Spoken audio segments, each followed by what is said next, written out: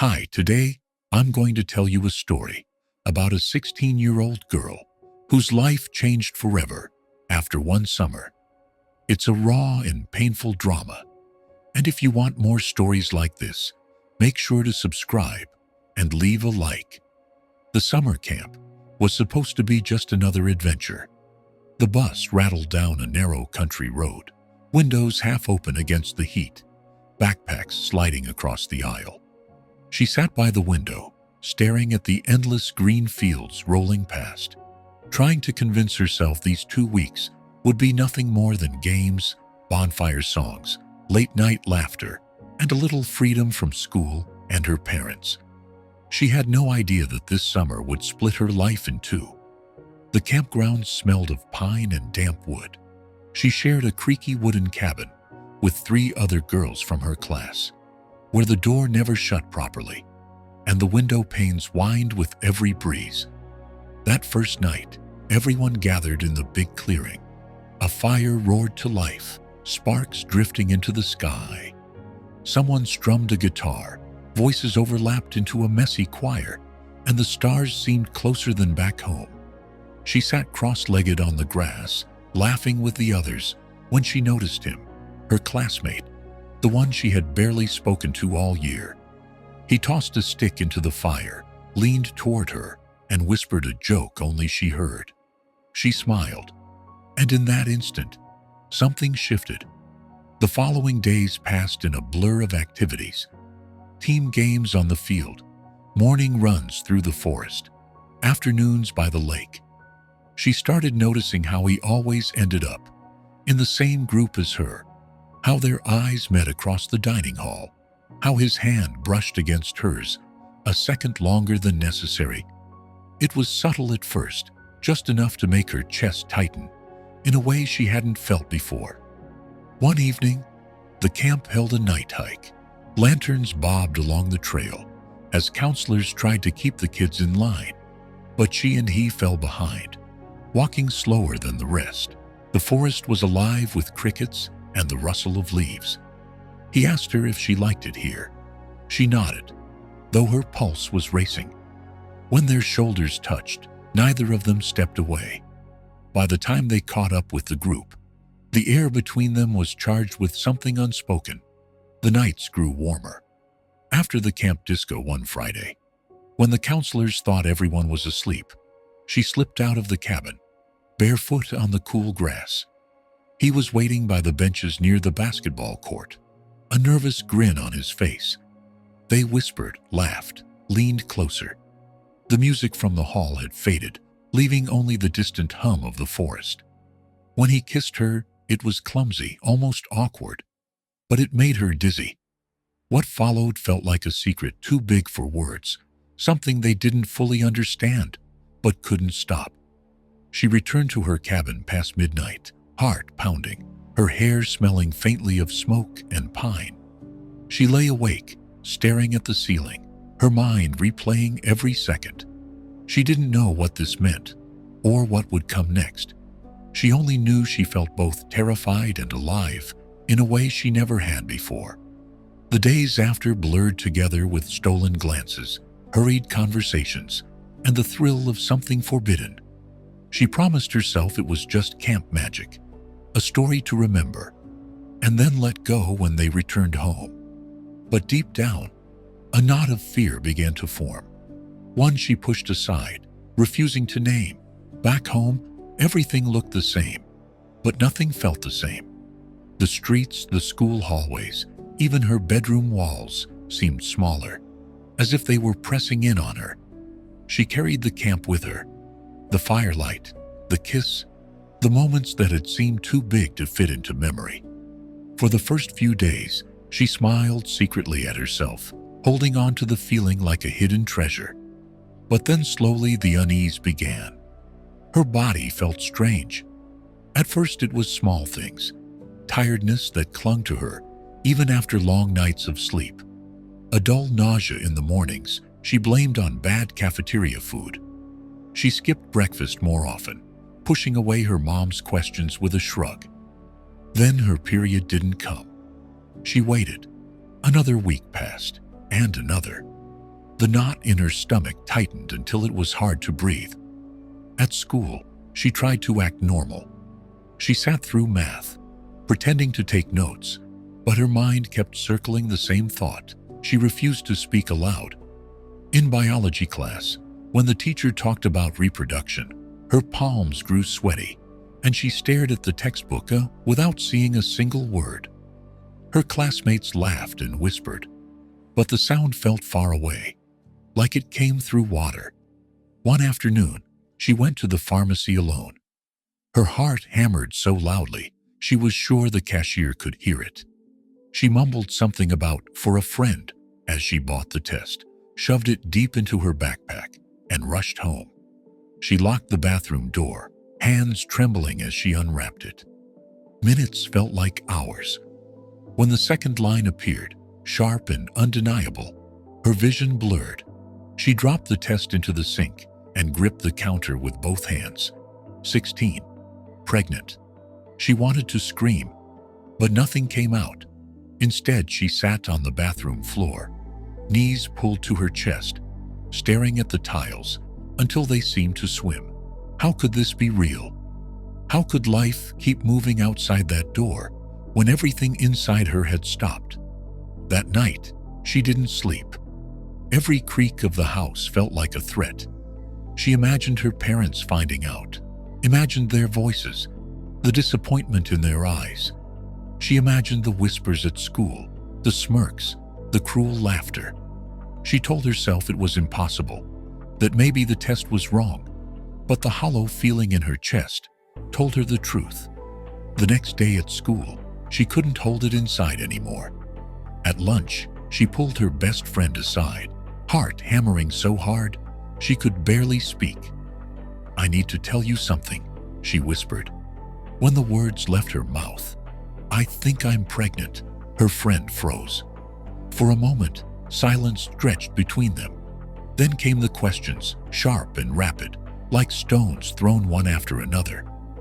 "Who? When? Are you serious?" She tried to explain, tried to make her friend understand, but the expression she got back wasn't sympathy. It was judgment. By the end of the day, whispers had already started. A group of girls looked at her differently in the hallway, their glances quick and cutting. One boy made a joke, loud enough for her to hear. She felt her chest tighten, her face burn, but she kept walking. Inside, though, everything was unraveling. At home, she stayed quiet, hoping to hide the storm inside her. But her mother noticed the paleness, the skipped dinners, the heavy silence. "Are you okay?" she asked one evening, eyes narrowing. "You look different." The girl forced a smile, muttered something about stress and schoolwork, and escaped to her room. She pressed her face into the pillow, choking back tears. The walls were closing in. The secret was heavier each day, pressing down until she could hardly breathe. And yet she couldn't bring herself to tell her parents. Not yet. She wasn't ready for the explosion that would come. She wasn't ready to see the world she knew collapse, so she carried it alone. But alone never lasts for long. Weeks turned into a blur of sleepless nights and anxious mornings. She avoided mirrors, avoided her own reflection, but denial could only last so long. The changes were small at first, her clothes tightening just a little, her body heavier in ways she couldn't explain away. Every day she hoped no one noticed. Every day it became harder to believe they didn't. Her best friend had stopped sitting with her at lunch. At first, she offered excuses. "I promised to meet someone else," or "I need to finish homework."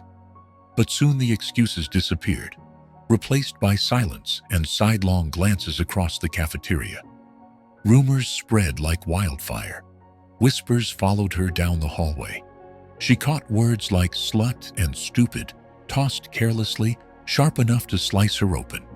She wanted to disappear, to shrink into the lockers, and never come out. Instead, she walked with her head down, shoulders hunched, praying for the bell to ring faster. Teachers noticed. though not in the way she hoped. In English class, when she struggled to concentrate, the teacher snapped, "You've been distracted for weeks. Do you even care about your grades anymore?" Laughter rippled through the room. She sat frozen, cheeks burning, her hands clenched under the desk. Biology was worse. The unit on human development felt like torture. Every diagram on the board, a spotlight on her secret. The teacher's eyes lingered on her a little too long, suspicion written across his face. At home, the tension grew unbearable. Her parents sensed something was wrong. They questioned her constantly about her grades, her friends, why she was so withdrawn. She deflected, lied, claimed she was tired. But lies don't hold forever. One evening, her mother found the hidden pharmacy bag crumpled in the bottom of her drawer. The door burst open, the test clutched in her mother's hand, fury and disbelief burning in her eyes. "What is this?" The words weren't calm. They were an explosion. The girl's heart pounded so loudly, she thought it might break through her ribs. She tried to speak, but her voice cracked into silence. Her father joined moments later, his face dark, his voice louder than she had ever heard. "You're 16. Do you realize what you've done? Do you have any idea what this means?" She stood trembling in the center of her room, every word a blow, her throat too tight to answer. Her mother cried, pacing, muttering about shame, about how the neighbors would talk, about the future she had ruined. She wanted to explain, to tell them she hadn't planned any of this, that she was just a girl who had been swept up in something bigger than herself. But the words stuck in her chest. The anger in their eyes drowned out everything else. From that night on, the house felt like a cage. Her phone was taken, her freedom vanished. Every conversation turned into another fight. Accusations, lectures, slammed doors. She lay awake at night, staring at the ceiling, hands on her stomach, wondering if the tiny life inside her could feel the storm raging outside. At school, the weight grew heavier. Her former friends avoided her. Some boys laughed when she walked past, nudging each other, their voices dripping with mockery. Even the teachers joined in, not directly, but through cold looks and sharp comments. When she missed a homework assignment, her math teacher muttered, "Maybe you should have thought about responsibility earlier." The class snickered, and she wished the floor would open and swallow her whole. The boy from camp, the father, barely looked at her. He avoided her eyes, sat with his friends, pretended she didn't exist. Once, in the hallway, she tried to approach him, desperate for even a shred of support. But he brushed past with a muttered, "Not now," his face pale with fear of exposure. Her chest ached with betrayal. She was 16, carrying a secret that was no longer secret, fighting a war on every front. At home, at school, even within herself. The walls were closing in, and she couldn't see a way out. The house was no longer a home. It was a battleground, and she stood at the center of it every single day. Her parents couldn't look at her without disappointment, etched deep into their faces. Every meal was an argument. Every silence felt heavier than words. Her mother hovered constantly, checking where she was, who she was talking to, what she was doing. The girl couldn't step out for air without being questioned. "Where are you going? Who with? Do you think you can just walk out like nothing happened?" Her father's anger was sharper. He didn't shout all the time. Sometimes it was worse. Sometimes it was the quiet, the cold stare over the dinner table, the clipped answers that told her she had already failed them. One night, the fight broke wide open. She had locked herself in her room, headphones on, music turned high, just to block out the noise of her own thoughts. Her mother banged on the door. "Open it, right now." When she finally obeyed, her parents stood there, eyes blazing. "You've thrown your future away," her father said. "Do you even think about college? About your life?" Tears burned her eyes. "I didn't plan this," she whispered, her voice cracking. "I didn't mean for this to happen." Her mother snapped, "You didn't mean? Do you think that excuses anything? Do you think the world will care that you didn't mean?" The girl crumbled, sobbing into her hands. She wanted comfort, but there was none. She wanted them to see her as their daughter, still their child, still needing them. But all they saw was her mistake. At school, things only grew worse. She walked the hallways like a ghost, whispers following wherever she went. Some students stared openly, others sneered. Even teachers seemed impatient, as if she had become a burden in their classrooms. One afternoon in history class, when she missed an answer, the teacher sighed heavily. "You've been so distracted. Maybe your priorities are elsewhere." The students laughed, her stomach twisted, her face flushed. But she stayed silent. The walls felt closer every day, the voices sharper, the stares harder to ignore. Her so-called friends had all drifted away. The ones who used to call her after school now barely nodded in her direction. Her best friend avoided her completely, walking away when she tried to approach. She felt abandoned, stripped of the support she thought would always be there. And then there was him, the boy from camp. She saw him laughing with his friends, carefree, as if nothing had ever happened. She wanted to scream at him, shake him, force him to face what he had done. But when she tried to speak to him, he brushed her off, his voice low, eyes darting nervously. "Don't talk about this here. Just leave it alone. Leave it alone." As if she could. As if her life wasn't changing with every passing day. As if her body wasn't a constant reminder that nothing would ever be the same. At night, she lay awake, listening to her parents argue in the next room. She heard her mother cry, her father's voice rising. The words blurred but the meaning clear. Disappointment, shame, anger. She curled into herself, clutching her pillow, wishing she could disappear, wishing she could go back to before the summer, before everything. But there was no going back. The weight grew heavier each day, not just the weight of the life inside her, but the weight of judgment, of anger, of abandonment. She felt trapped, like an animal in a cage, suffocating with no way out.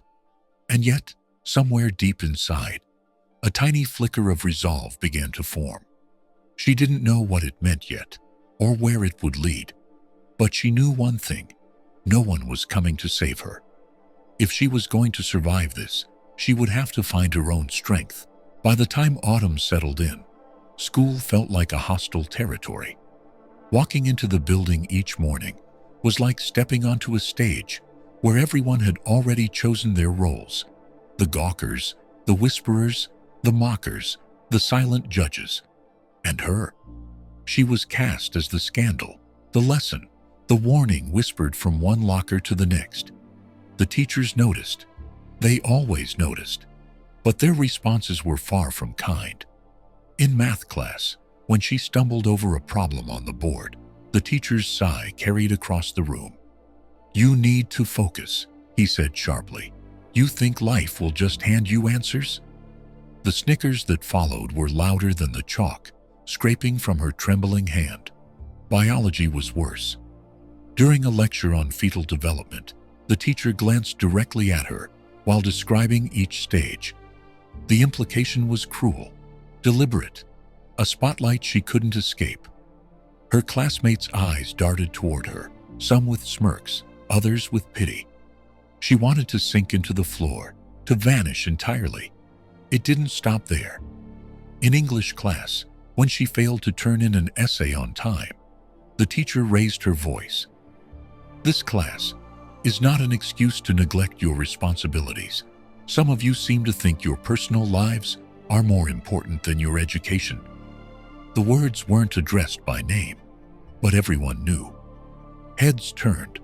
Her face burned hot, her throat tight with humiliation. Soon she was summoned to the principal's office. The sterile room smelled faintly of coffee and dust. He sat across from her, fingers steepled, voice heavy with authority. "We've had concerns," he began. "Your teachers say you're distracted. Your performance has slipped. You've become a disruption." A disruption. That word echoed like a verdict. She wanted to shout that she hadn't asked for this, that she was trying to hold herself together while her world collapsed. But the words caught in her chest. All she managed was a nod, her hands twisting in her lap. The principal leaned back, his voice hardening. "This school has a reputation to maintain. You need to consider how your choices affect others. If your presence becomes problematic, we may need to explore alternatives." Alternatives. Expulsion. Whispers of transfer, being pushed out quietly so the school wouldn't have to deal with her. She left the office numb, the hallways spinning around her as students stared, curious about what had been said. That afternoon, she tried once more to approach him, the boy. She found him by the lockers, joking with his friends. Her voice shook when she said his name. He froze, glanced at her, then muttered, "Don't start. Not here." His friends snickered, one of them whispering, "There's the baby mama." He walked away, leaving her standing alone in the echo of their laughter. At home, things weren't better. Her parents now monitored every move. Her father drove her to school and back, as if freedom itself had been revoked. Her mother hovered in the kitchen, sighing heavily, muttering about ruined futures and endless shame. The fights never ended, and her room became her only refuge. 4 walls that felt smaller every night. She was 16, carrying a life inside her, treated as if she were already condemned. Every corner of her world seemed poisoned. The classroom, the hallways, the dinner table. She wasn't a student anymore, wasn't a daughter, wasn't even a friend. She was a mistake, given a body. And yet, beneath the crushing weight of it all, something stubborn stirred inside her. The world might see her as a problem, a disruption, a lesson. But she was still here, still breathing, still fighting, even if only by surviving each day. For the first time she began to wonder, maybe she didn't need their approval. Maybe the strength she was looking for wasn't out there at all. Maybe it was inside her, waiting to rise. Winter crept in quietly, blanketing the town in cold gray skies. For her, the days blurred into a routine of silence and survival. Every morning she braced herself for whispers in the hallways. Every evening she endured her parents' arguments. And every night she lay awake, hands resting on her stomach, feeling the faintest flutter of life within her. She had never felt so alone. Friends were gone. Teachers judged her. Her parents treated her like a burden. And the boy who should have been there avoided her as if she didn't exist. It was rock bottom, a place she never imagined she could reach. And yet sometimes rock bottom is where cracks appear in the darkness. One afternoon, she stayed late after class to avoid the crowd of students. As she gathered her books, a voice spoke softly. It wasn't mocking, wasn't cruel. It was her literature teacher, the one who usually stayed quiet during the gossip. "You're stronger than they think," she said gently. The girl froze, blinking in disbelief. The teacher continued, "Don't let their judgment define you. What matters is what you decide to do now." It wasn't much, not a speech, not a promise, but it was the first kindness she had heard in months. And it planted something inside her, a seed of hope. At home, the fights continued. But one night, after another shouting match with her father, she slipped outside into the freezing air. She walked down the street, shivering, tears stinging her eyes. She didn't know where she was going, only that she needed to breathe. And then she heard a voice behind her. It was him, the boy. He looked pale, nervous, guilt written across his face. For a moment, neither spoke. Then he whispered, "I'm sorry." The words hung in the air, fragile and uncertain. He admitted he was scared, too scared to face the truth, too worried about his own reputation. But watching her carry it all alone had eaten away at him. "I don't know how to fix this," he said, voice trembling, "but I don't want you to go through it alone anymore." For the first time, she saw him not as the boy who abandoned her, but as someone just as lost, just as afraid. She didn't forgive him completely, not yet, but she felt the weight on her chest ease, just a little. In the weeks that followed, the shift was small but real. He started walking with her after school, not every day, but often enough to draw stares. Her parents remained harsh, but the sight of her not entirely alone softened their anger into something closer to wary acceptance. The whispers at school never truly stopped, but she learned to hold her head higher, to let the cruelty wash over her without sinking in. And one evening, alone in her room, she made her decision. She didn't know exactly what the future would look like, whether she would keep the baby or choose another path. But she knew the choice would be hers, not her parents', not her teachers', not the gossiping classmates', hers. She was 16, and the world had already tried to break her. But instead of crumbling, she found a strength she never knew she had. For the first time in months, she looked in the mirror and didn't see shame.